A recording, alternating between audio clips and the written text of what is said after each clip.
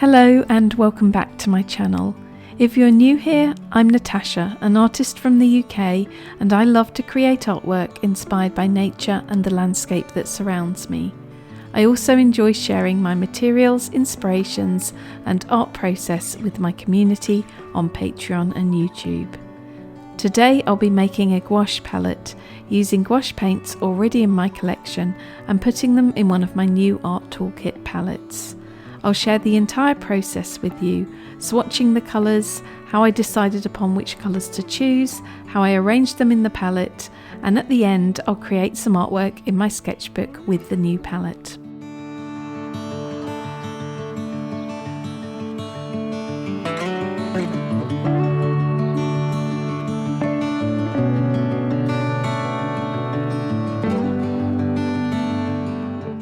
The first thing I did was to get my box of gouache and to just look at everything I had.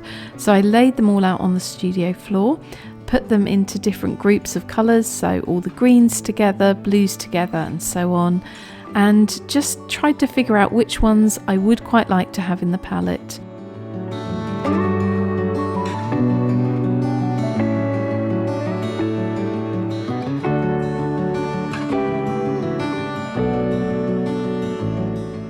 The next thing I needed to do was to get my sketchbook and just swatch all of the colours. So I did this as quickly as I could. The swatching is not very fancy. It's pretty basic, but it gave me a really good idea of how the colours actually looked, and that way I could see whether there were any that were too similar to other colours, and I could just kind of narrow it down a little bit.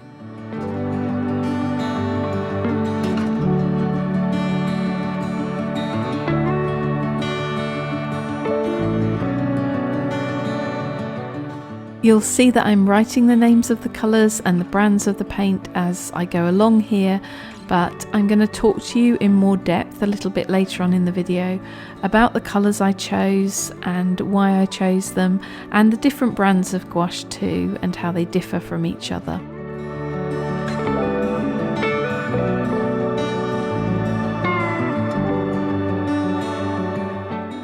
Swatching your materials is always a really important part of your process, I think.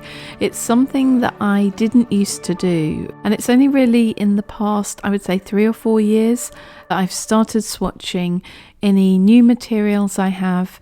It helps you to get to know not only the colours but how they feel when you're working with them, and I try now to keep a record of the paints I have. I actually, because I'd bought quite a few new gouache colours fairly recently, I hadn't actually swatched some of these before. So there are a few here, mainly the Holbein ones, that were completely new to me. I'd had them for a few months and I noticed that in the tubes I wasn't really using them. So that's why I wanted to put them into a palette and see whether I would actually get more use out of my gouache paints. I really enjoy working in gouache. For those of you who aren't familiar with it, I'm sure most of you are, but it's just basically, it's like watercolour, but it's a more opaque version of watercolour. And it's something that in the past I always used to really enjoy working with, but because I've been concentrating more recently on watercolour and mixed media and also acrylic gouache, I've kind of neglected my traditional gouache a bit. So the idea behind putting this palette together is so that I actually get to use them more.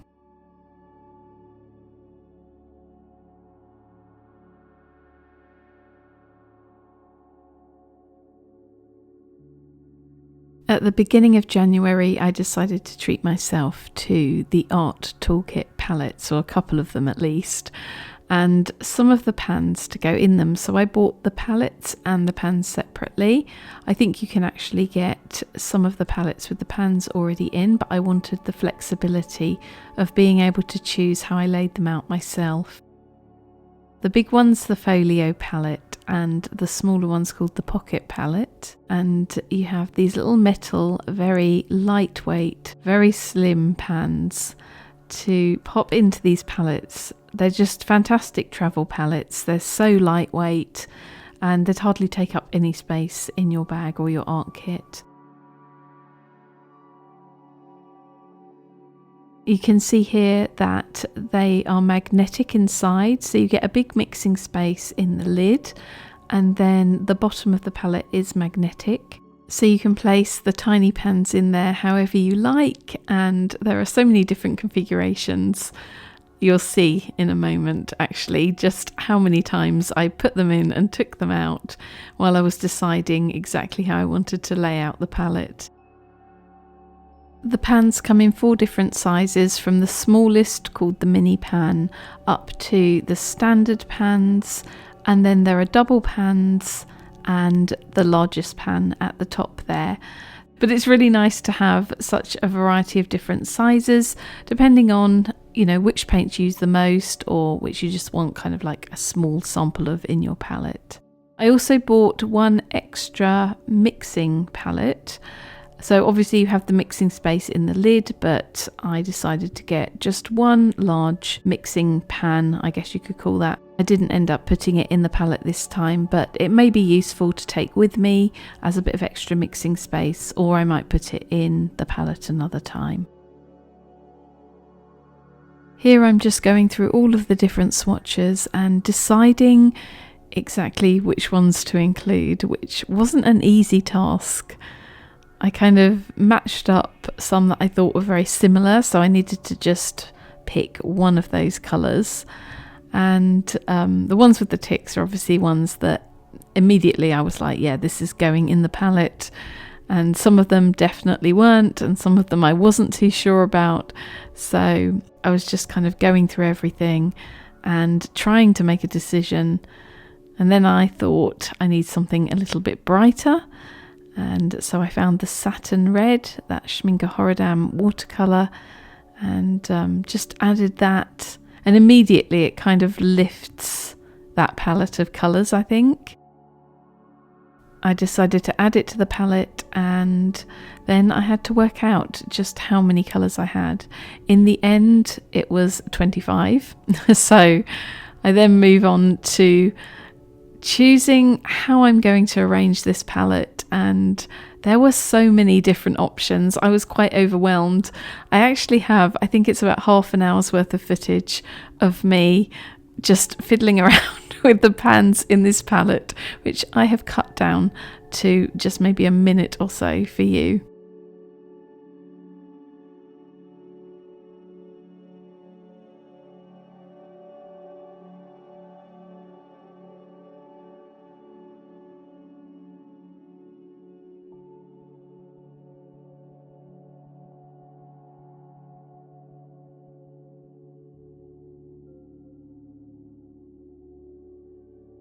Each time I poured the paint into the pans, I gave it a good mix with a cocktail stick, just to make sure that there weren't any air bubbles and that everything was just mixed in nicely.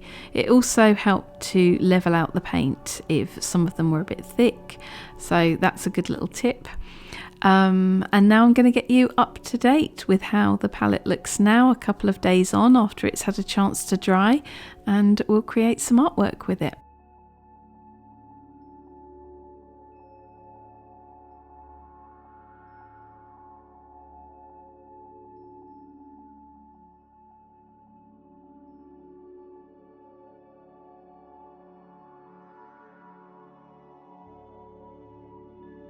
So it's now 2 days since I filled the palette, and you can probably see how cracked some of the paints are now that they're drying out. There are some that are cracking more than others. Others have held up really well. And so I'm going to have a look at which brands seem to have held up well, because I know that quite a few of you are interested in perhaps making a gouache palette like this. And the trouble with gouache is that people often use it from a tube, or they put it in a stay wet palette because, and it probably says on one of these here, some of them have it written on the tube. Yes, the Holbein ones do. It says gouache will dry out, crack, and may fall from the palette. So if that bothers you, you're probably going to want to know which brands do crack and dry out. This one in particular, this is the Winsor & Newton Raw Umber, and I think this is the most cracked and loose one As you can see, it's kind of broken up into little pieces, and I haven't taken this palette anywhere yet. I've just kind of set it aside in the studio and it's just been drying.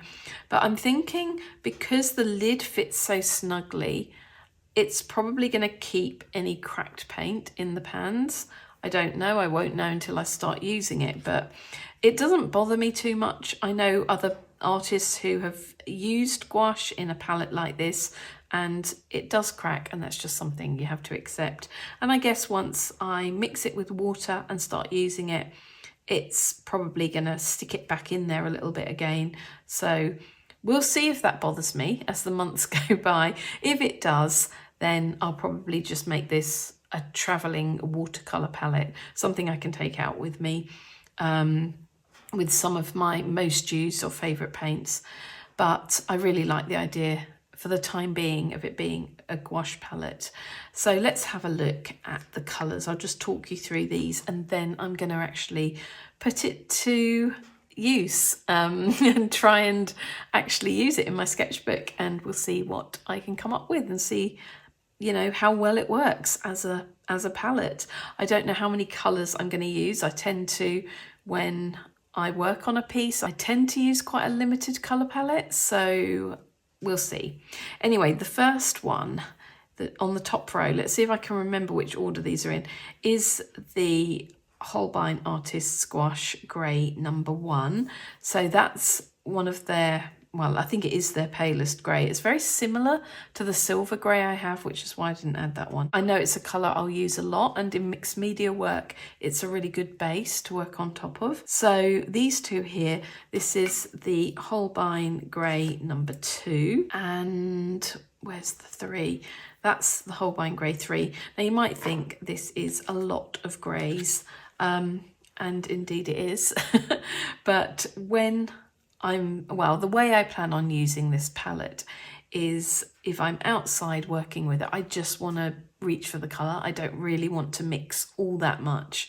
So having greys, which is something I use a lot, just having them ready and there in varying shades is brilliant for me. So that's why I have chosen 3 different greys, and I also decided not to go with a black in this palette, which is unusual for me. I know a lot of people don't have black in their palettes, but I'm somebody who likes a white and a black. I just find it gives me more options.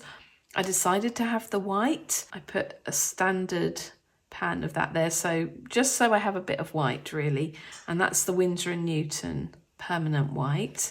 Right, this one here, this lovely dark one, is the Daler-Rowney Payne's Grey. That's their Designers Gouache. That's a really nice Payne's Grey. The one underneath is another one of my favourite colours, the Holbein Ash Blue. So, in fact, I'm going to point with a pencil because it's easier to point rather than putting my hands all over it all the time.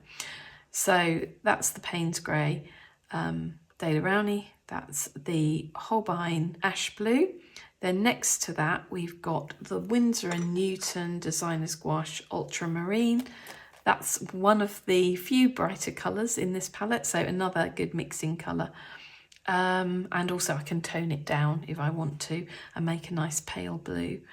So above that, I have the Holbein Blue Black.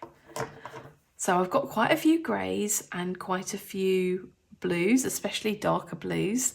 But they're the colours I love to work with, and I was thinking if I need to lighten them, I've always got the white or I've got the buff titanium. So buff titanium, that's the Daniel Smith extra fine gouache. That's one I bought recently. I thought I'd try a couple of the Daniel Smith gouaches.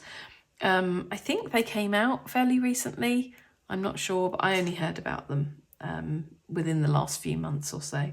So those are both really good mixing colours. Buff titanium is a great mixer if you want to make sort of like slightly dirtier or more muted mixers. So that's something I always like to have in my palette. That's why I gave it a slightly larger pan. Let's have a look at these two. So these are the Naples Yellow. That's a Winsor & Newton.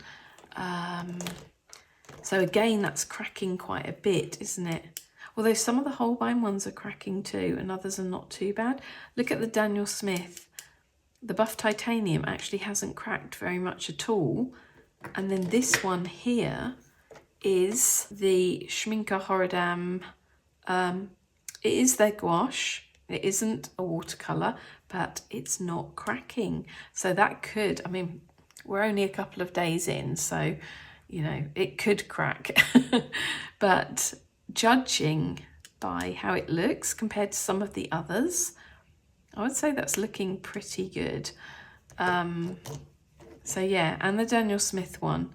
I also have another Daniel Smith colour here, the Cascade Green, which I believe is this one here, which also isn't cracking. Okay, that's interesting. So if you're looking for a gouache that doesn't crack so much, or certainly not at first, I can report back to you on how this performs over the coming weeks and months, but it's looking pretty good at the moment, that both of those, I mean, it's cracked a little bit around the edges, the buff titanium, but not very much at all. Nothing compared to all of the other pans here. So yeah, Daniel Smith looks pretty good at the moment, as does the Horadam gouache, that one. What else do we have here? This is another one that's not cracking, and that is also the Horadam, the Schminke Horadam gouache. So that one's Chromium Oxide Green. Above that we have the ShinHan Professional Designers Gouache in Shadow Green Pale. This is the one that really reminds me of the Holbein Ash Green, and that's always been one of my favourite colours. I'm kind of going more into slightly more natural, warmer greens now, but traditionally that one has been one of my favourites. So I thought I would add it in, and it makes a nice contrast to the more kind of natural earthy greens that we have here. So the one next to that is, so this one here is the Pine Tree Green Holbein, and that seems to be holding up quite well actually as well at the moment. And the one next to it is Elm Green, and I decided to put a bigger pan of that in because I felt like that's probably the green I'm going to use the most. So it's really lovely and natural, and it's actually not cracking too much at all. So those ones are both holding up quite well. We have the ShinHan Moss Green here, which is cracking a little bit. And then next to it, this one has really not cracked at all and is looking quite kind of shiny. And that's the Le Frankenbourgeois Raw Sepia. Now this one I've had for years. I think I bought this in Paris, so it's probably a good 10 years old. And yeah, that seems to have not cracked at all. So that could be a good brand if you're looking for something that doesn't dry out too much. So next to that, I think I'm doing quite well at remembering these. Oh, I haven't mentioned this one here. This is the dark green ShinHan gouache. That has cracked quite a lot, but that's a really, really lovely deep colour. It was even deeper than, which surprised me, the Winsor & Newton Perylene. They call it Perylene Black, but it's basically a dark green. But yeah, look at the depth of that one. This one looked much more like a watercolour, the Winsor & Newton Perylene Black. Whereas this one, the ShinHan Dark Green, is really opaque, and that's kind of what I wanted. So I went with that one. So yeah, we have the satin red, the little tiny dot of red here. This is the only watercolour in this palette, and I had to put a watercolour in because I didn't have anything similar in my gouache collection, and I wasn't going to buy anything new. I just wanted to use what I had. The idea is that I make a palette of them so that I use them more, and if I can have the flexibility of taking this little palette out with me, which this is great for, then hopefully I'm going to use my gouache more, because I've so much moved over to watercolour now that the gouache is kind of getting a bit neglected. And in recent months I had bought a few new colours. So I bought a couple of the Schminke ones and the Daniel Smith, and like a few of the Holbein ones that I really like the look of, and I still hadn't used them, and I thought I've got to put them in a palette so they get some use.